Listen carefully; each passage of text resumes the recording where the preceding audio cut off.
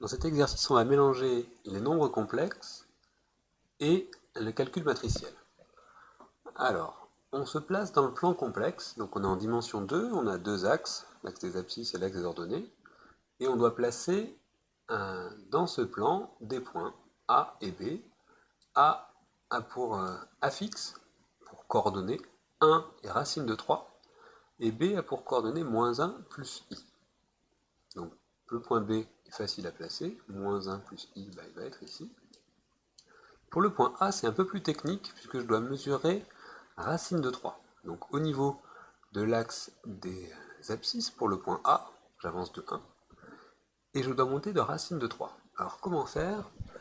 Eh bien, ce nombre-là, le nombre racine de 3, comment vous pouvez le placer dans le plan? Bien, il suffit de calculer dans un premier temps le module. Donc là, on triche un peu puisqu'on va d'abord répondre à la question 2. Calculer les modules de ces nombres. Donc le module de A, c'est 1 plus racine de 3, c'est 2. Donc ça veut dire qu'il a une abscisse de 1, parce que c'est 1, et son module, donc sa distance à l'origine, si l'origine est ici, c'est 2. Donc en fait, il est sur le cercle de centre O et de rayon 2. D'accord? Donc c'est pour ça qu'ils sont représentés graphiquement ici. Le point A, il est là-haut. Donc là, on le voit bien, le point A est là, le point B est là. Donc là, les étudiants se trompaient en général, ils plaçaient le point A un peu au pif, parce que racine de 3, ils avaient du mal. Donc pour ça que j'ai placé ces cercles-là de rayon 1 pour le premier, de centre O et de rayon 1, et de centre O et de rayon 2 pour le second, ce qui permet d'avoir directement la position des points A et B. Pour le point B, eh bien, il n'est pas sur un cercle, en tout cas pas sur un cercle qui est représenté sur ce schéma.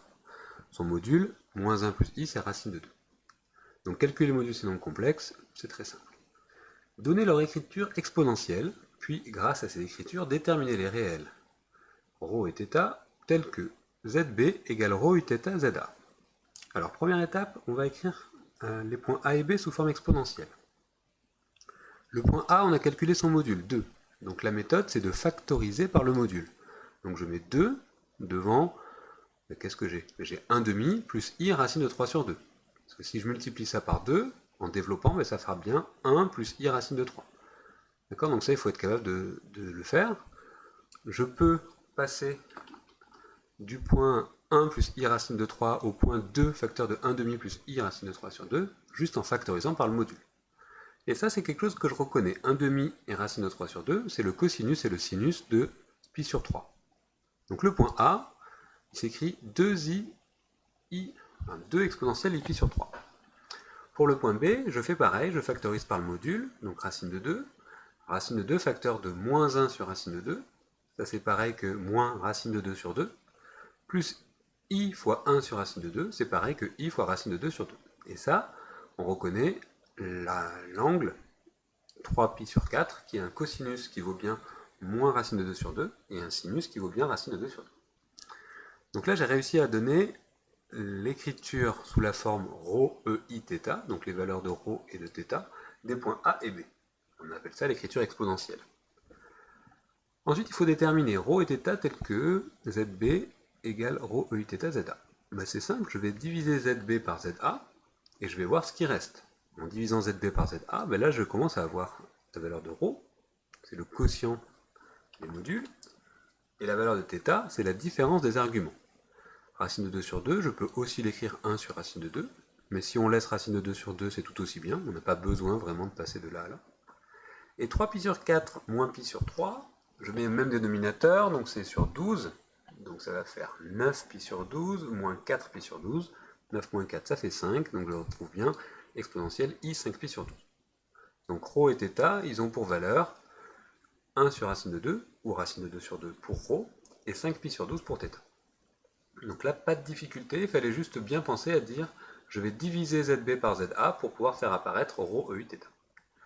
À l'aide de leurs écritures cartésiennes, calculer zb sur za. Donc les écritures cartésiennes, c'est celles qu'on a là-haut, et je vais faire le quotient. Moins 1 plus i sur 1 plus i racine de 3. Alors là, comment faire pour pouvoir simplifier cette écriture? Et ça, c'est quelque chose qu'on a déjà vu aussi. Il va falloir passer par la notation conjuguée. C'est-à-dire que je vais multiplier en haut et en bas par le conjugué de celui qui est en bas. Le conjugué, c'est juste remplacer le plus qu'il y a devant le i par un moins. Donc je multiplie en haut et en bas par 1 moins i racine de 3. Donc vous voyez, il est là en haut, il est là en bas. Pardon, ici en haut et en bas. Je multiplie par ce même nombre en haut et en bas, et ensuite je développe. En bas, j'ai a plus b fois a moins b, donc ça fait a carré moins b au carré, mais comme il y a un i, ça fait plus racine de 3 au carré. En bas, ça nous fait 4. Et en haut, je développe. Donc j'aurai moins 1, plus i racine de 3, plus i carré ça fait moins 1, donc plus racine de 3. Je mets les termes qui ont des i ensemble et ceux qui n'ont pas de i ensemble. Je décompose partie réelle et partie imaginaire. Et j'obtiens racine de 3 moins 1 sur 4, plus i racine de 3 plus 1 sur 4. Et je sais que ça, c'est aussi égal à ça. C'est toujours égal à zb sur za. J'ai fait le même calcul. D'une part, je l'ai fait avec les coordonnées en exponentielle, on appelle ça les coordonnées polaires, mais d'autre part, je l'ai fait avec les coordonnées cartésiennes, mais c'est quand même la même valeur. Donc on va pouvoir s'en servir pour en déduire la valeur exacte du cosinus de l'angle 5π sur 12. On voit que l'énoncé peut nous guider, on vous redit que c'est 5π sur 12. Donc si vous n'avez pas trouvé un 5π sur 12 quelque part, vous pouvez vous dire mince, j'ai dû me tromper. Ici on a bien déjà trouvé 5π sur 12, donc on va voir le rapport. Donc zb sur za, c'est égal à la fois à ça et à ça.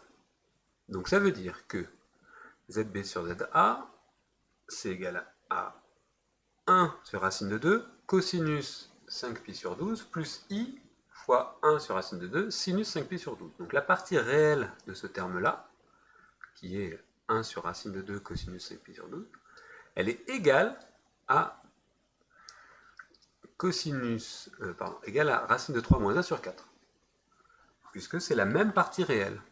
Puisque c'est le même quotient qu'on calcule zb sur za. Donc ça veut dire que 1 sur racine de 2 cosinus 5π sur 12 égale à ça.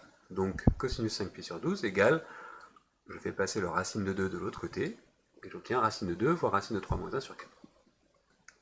Donc ça, c'est pas très compliqué si on se rappelle bien des nombres complexes, l'écriture algébrique qu'on appelle, c'est-à-dire sous la forme cartésienne, et l'écriture en coordonnées polaires, donc sous la forme exponentielle. Donc ça, c'était la première partie de la question. On voit pas trop le rapport avec les matrices pour l'instant, mais ça va venir dans la suite. On place notre origine du repère, le point O, qui correspond à la première partie de l'exercice, et les points A et B définis plus haut. Donc les points A et B, on les connaît, on les a ici. On définit l'application linéaire du plan F qui va de U dans V, qui à tout vecteur U lui associe le vecteur V en faisant le produit grand F fois U. C'est-à-dire que si je prends un vecteur U, son image, ça va être cette matrice-là, donc 1 quart de racine de 3 moins 1, moins racine de 3 moins 1, racine de 3 plus 1, racine de 3 moins 1, fois les coordonnées de ce vecteur. On veut que vous montriez que pour passer de B à A, on a fait le vecteur OB égale F fois le vecteur OA. Alors, le vecteur OA, il a pour coordonnées 1 racine de 3. Je rappelle que le point A a pour coordonnées 1 racine de 3. Donc le vecteur OA, de O à A, j'ai avancé de 1 suivant l'axe des abscisses et j'ai monté de racine de 3 suivant l'axe des ordonnées. Donc on a bien le vecteur OA qui a ces coordonnées-là. Je vais multiplier maintenant par 1 quart, racine de 3 moins 1, cette matrice-là qu'on nous donne. Donc là, j'effectue les calculs tout simplement. Donc ça fait racine de 3 moins 1 fois 1, plus moins racine de 3 moins 1 fois racine de 3. Donc ça va faire moins racine de 3, moins 3. On a cette partie-là. On voit que les racines de 3 s'en vont. Moins 3 moins 1, ça fait moins 4. Donc on a moins 4 en haut. Et en bas, j'ai racine de 3 plus 1, plus racine de 3 fois racine de 3, ça fait 3, moins 1 fois racine de 3, ça fait moins racine de 3. Donc en bas, j'ai les racines de 3 qui s'en vont, et j'ai 4. Donc j'ai 1 quart de moins 4. 4, ça fait bien moins 1, 1, qui correspond bien au vecteur OB. Moins 1. Donc là, un calcul direct, il n'y a pas de problème pour trouver le résultat. On se propose d'utiliser F comme une matrice de passage de la base IJ de notre plan vers une base UV. Donc on va dire que F, c'est une matrice de passage d'une base IJ à une base UV. Du coup, il faut donner les coordonnées de U et V dans la base IJ, puis les représenter. Alors, le vecteur U, il a pour coordonnées F fois I. Parce que c'est la matrice de passage qui permet de passer de IJ à UV. Donc pour avoir le vecteur U, ben je fais F fois le vecteur I. Le vecteur I, c'est le vecteur 1, 0. Donc je fais U égale F fois I, un quart de cette matrice 1, 0, et j'obtiens ce vecteur-là. Pour le vecteur V, ben je fais pareil, je fais 1 quart fois 0, 1. Et donc là, j'obtiens un nouveau vecteur. Donc ça, il faut les représenter dans le plan. Donc pour représenter le vecteur U, comment on va faire? Le vecteur U, pour pouvoir le placer, on a besoin de connaître racine de 3 moins 1, racine de 3 plus 1, et ensuite on divisera par 4. Alors racine de 3, c'est la longueur qu'il y a entre l'origine et le point A. D'accord? Puisque, pardon, je dis une bêtise, la longueur entre 0 et le point A, c'est 2. La racine de 3, c'est la longueur qu'il y a entre l'origine, ici, et le projeté orthogonal de A sur cet axe. Donc ici, cette longueur-là, elle vaut racine de 3. Racine de 3 moins 1, ici j'ai 1, donc c'est cette longueur-ci. Donc ça, c'est la valeur de racine de 3, moins 1. Donc racine de 3, moins 1. Si je dois prendre racine de 3, donc ça va être racine de 3 moins 1, cette grandeur-là, je la reporte à partir de l'origine et j'aurai la valeur de, je la mets ici, j'aurai la valeur de l'abscisse du vecteur U si je la divise par 4. Donc je prends cette longueur qui est racine de 3 moins 1, parce que ici ça vaut 1, donc en tout j'ai racine de 3 moins 1, j'ai plus que ça, et je divise cette longueur par 4, je divise par 2 et encore par 2, et j'ai la longueur que je vais représenter sur la grille d'abscisse. Donc ça je l'ai de manière exacte. Pour avoir racine de 3 plus 1, eh bien j'ai racine de 3, je peux rajouter 1, il suffit de rajouter, de prendre un compas, de l'élargir de longueur 1, de le pointer ici, et de longueur 1, et ensuite on n'aura plus qu'à, donc on aura obtenu racine de 3 plus 1, on n'aura plus qu'à diviser par 4. Cette longueur-là, je divise par 4 et j'obtiendrai la valeur de l'ordonnée du vecteur U. Donc là, on peut le placer de manière exacte. Pareil pour le vecteur V, c'est moins racine de 3 moins 1, donc cette longueur, donc je peux mettre moins racine de 3 plus 1, c'est pareil. J'ai racine de 3 plus 1 qui est ici, avec un signe moins, ben je reporte cette longueur-là ici. Donc ça, c'est la longueur de moins racine de 3 plus 1. Moins, entre parenthèses, racine de 3 plus 1. Et racine de 3 moins 1, qui est cette longueur-là, donc divisée par 4, je la reporte sur l'axe des ordonnées. Donc là, je les place de manière exacte. Une fois que j'en ai un, c'est très facile de placer l'autre. Donc déterminer les coordonnées puis représenter, c'est fait. Donc la représentation, c'était pas forcément simple, il fallait juste savoir d'où sort le racine de 3, et ensuite lui ajouter 1 en prenant le cercle.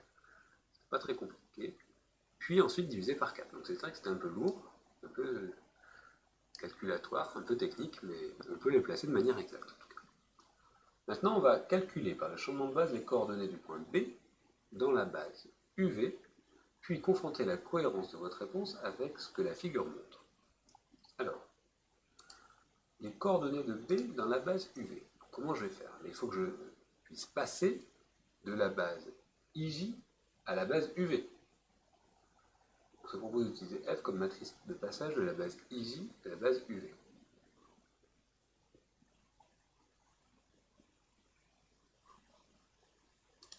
Donc j'ai les coordonnées de U et de V dans la base IJ.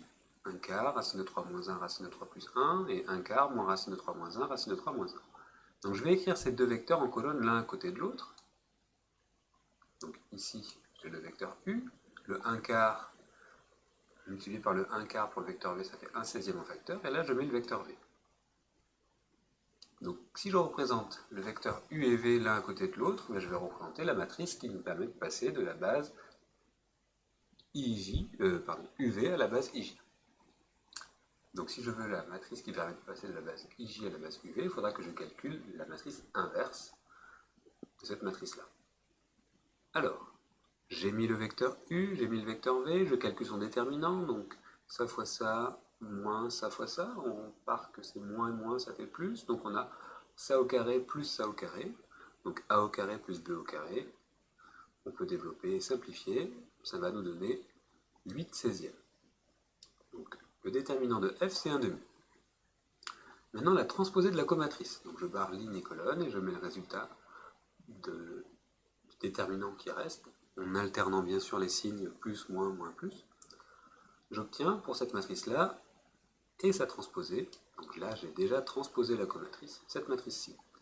Donc la matrice inverse, ça va être 1 sur le déterminant multiplié par la transposée de la comatrice. Donc 1 sur le déterminant, 1 sur 1,5 ça fait 2.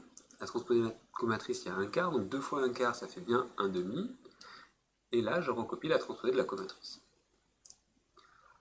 Donc là, j'ai déterminé la matrice qui permettait de passer de la base, donc de l'ancienne base UV à la base IJ. Donc ça c'était celle-là, et celle-là elle permet de passer de la base IJ à la base UV. Le vecteur B, je connais ses coordonnées dans la base IJ, c'est -1, 1.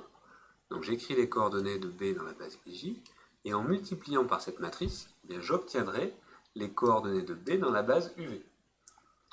Donc je prends B dans la base IJ, donc -1, 1, et je multiplie F par les coordonnées de B dans la base IJ, j'obtiens 1,5 de 2 de racine de 3, le 1,5 je peux le mettre à l'intérieur, et j'obtiens 1 racine de 3. Donc dans la base UV, on voit bien que B il a pour coordonnée 1, donc c'est 1 fois U, et c'est racine de 3 fois V. Donc si je projette ici, on a racine de 3 fois ce nombre V qui est là.